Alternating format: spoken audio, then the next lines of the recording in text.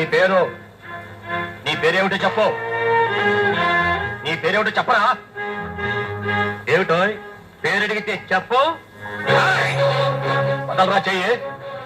వదలకపోతే సున్నంలోకి ఎముకలు కూడా మిగల్చకుండా చేస్తాను. వదలు.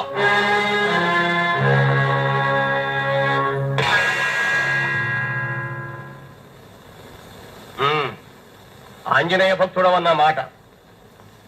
మర్యాదగా నీ పేరేమిటో చెప్పు. చెప్పు. దగ్గర వేలుముద్రలు తీసుకో.